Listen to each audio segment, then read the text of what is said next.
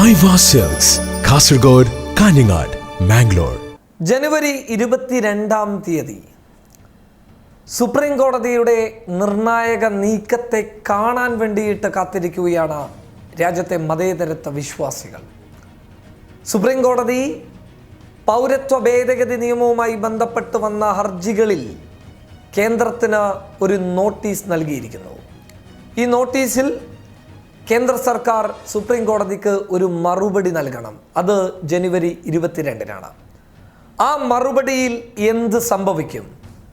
ആ മറുപടി സുപ്രീം കോടതി അംഗീകരിക്കുമോ, ഇല്ലെങ്കിൽ തുടർ നീക്കങ്ങൾക്ക് വേണ്ടിയിട്ട് മുൻപോട്ട് പോകുമോ?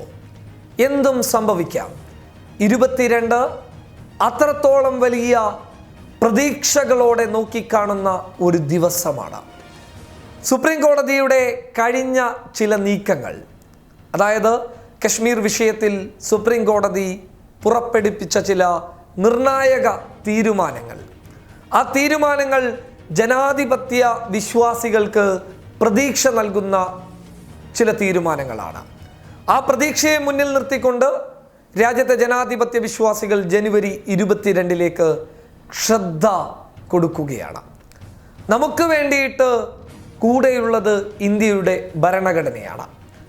ആ ഭരണഘടനയെ മുന്നിൽ കൊണ്ടുപോയി താൻ വിജയിച്ചു വരുമെന്ന് പറഞ്ഞ കപിൽ സിബലിലാണ് മറ്റൊരു വിശ്വാസം ഇന്ത്യയിലെ മതേതരത്വ വിശ്വാസികൾക്കും മുസ്ലിങ്ങൾക്കുമുള്ളത്. എന്തുകൊണ്ടാണ് മുസ്ലിങ്ങൾ എന്ന് പറയുന്നത്? ഇതിൽ ആദ്യം ഇരയാക്കപ്പെടുന്നത് മുസ്ലിങ്ങളാണ്, പിന്നീട് ക്രിസ്ത്യാനികളായിരിക്കും, അത് കഴിഞ്ഞ് ദളിതരായിരിക്കും, അത് കഴിഞ്ഞ് സവർണരല്ലാത്ത ഹൈന്ദവ മതവിശ്വാസികളായിരിക്കും. സവർണാധിപത്യത്തിൻ്റെ ഒരു മേൽക്കുര നമ്മുടെ ഭാരതത്തിൽ കേന്ദ്രം പണിയുക തന്നെ ചെയ്യും. അതിൽ സവർണരല്ലാത്ത എല്ലാ ആളുകളും വേട്ടയാടപ്പെടുക തന്നെ ചെയ്യും. അത് എഴുതി വെക്കേണ്ട സത്യമാണ്. അതിൻ്റെ ആദ്യപടി രാജ്യത്തെ മുസ്ലിങ്ങളാണ്. അതുകൊണ്ട് തന്നെ ആദ്യ ഇര എന്ന നിലക്ക് രാജ്യത്തെ മുസ്ലിങ്ങൾക്ക് കപിൽ സിബലിൽ വലിയ പ്രതീക്ഷയാണുള്ളത്. അദ്ദേഹം 2 ദിനോസറുകൾ വാഴുന്ന റിപ്പബ്ലിക്കാണ് നമ്മുടെ ഇന്നത്തെ രാജ്യമെന്ന് അദ്ദേഹം രാജ്യസഭയിൽ അമിത്ഷായുടെ മുഖത്ത് നോക്കി പറഞ്ഞ ആളാണ്. അദ്ദേഹം പിന്നീട് നമ്മളോട് പറഞ്ഞ ഒരു കാര്യം എന്ന് പറയുന്നത് ഭരണഘടന ആർട്ടിക്കിൾ 14, അനുച്ഛേദം 14, എല്ലാവരും നിയമങ്ങൾക്ക് മുന്നിൽ തുല്യരാണ്. അത് നമ്മുടെ സുരക്ഷയെ കാണിക്കുന്നതാണ്.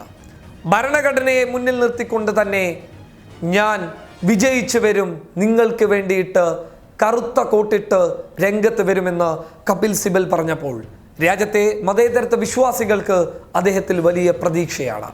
ജനുവരി 22 കപിൽ സിബലിൽ നമ്മളൊക്കെ പ്രതീക്ഷ അർപ്പിച്ചിരിക്കുകയാണ്. എന്തായിരിക്കും കേന്ദ്ര സർക്കാരിൻ്റെ മറുപടി? അത് ആ വിഷയത്തിൽ നമുക്ക് വ്യക്തമാക്കിയ ഒരു കാര്യം പറഞ്ഞു കഴിഞ്ഞാൽ, കേന്ദ്ര സർക്കാർ വിജ്ഞാപനം പുറപ്പെടുവിച്ചു എങ്കിലും അവരുടെ കീഴിൽ അത്രത്തോളം ഭദ്രമായി നിൽക്കുന്ന സംസ്ഥാനങ്ങളിലല്ലാതെ നിയമം നടപ്പിലാക്കാൻ അവർ മുന്നോട്ട് വന്നിട്ടില്ല. മറ്റുള്ള സംസ്ഥാനങ്ങളിലൊന്നും അവർ ഇതിനു വേണ്ടിയിട്ടുള്ള ശ്രമങ്ങൾ നടത്തിയിട്ടുമില്ല. പോലീസ് ഉദ്യോഗസ്ഥർക്കോ അല്ലെങ്കിൽ ഇതുമായി ബന്ധപ്പെട്ടിട്ടുള്ള അധികൃതർക്കോ വ്യക്തമായ നിർദ്ദേശം നൽകിയിട്ടില്ല എന്നുള്ളത് ശരിയായ കാര്യമാണ്. അതിൻ്റെ കാരണം സുപ്രീം കോടതിയിൽ എന്ത് സംഭവിക്കും എന്നുള്ള ഒരു പേടി കേന്ദ്രത്തിനുമുണ്ട് എന്നുള്ളതാണ്. ആ പേടി കപിൽ സിബലിന് തീർച്ചയായും ഉപകാരപ്പെടും. കപിൽ സിബൽ എന്ന് പറയുന്ന ഇന്ത്യ രാജ്യത്തെ ഏറ്റവും ശക്തനായ അഭിഭാഷകൻ നമുക്ക് വേണ്ടിയിട്ട് ഹാജരാകുമ്പോൾ ആ ഹാജരാകലിൽ നമുക്ക് വലിയ പ്രതീക്ഷയുണ്ട്. ആ പ്രതീക്ഷയിലൂടെ പൗരത്വ ഭേദഗതി നിയമം ചിലപ്പോൾ ഇല്ലാതായേക്കാം എന്ന വിശ്വാസവുമുണ്ട്. ചിലപ്പോൾ മറിച്ചും സംഭവിക്കാം. എന്നാലും രാജ്യത്തെ മതേതരത്വ വിശ്വാസികൾക്ക്, രാജ്യത്തെ മുസ്ലിങ്ങൾക്ക് പ്രതീക്ഷയുള്ളത് ഇന്ത്യൻ ഭരണഘടനയെ ഉയർത്തിപ്പിടിച്ച് നമുക്ക് വേണ്ടി കോടതിയിൽ ഹാജരാകുന്ന കപിൽ സിബലിലാണ്. News desk public Kerala.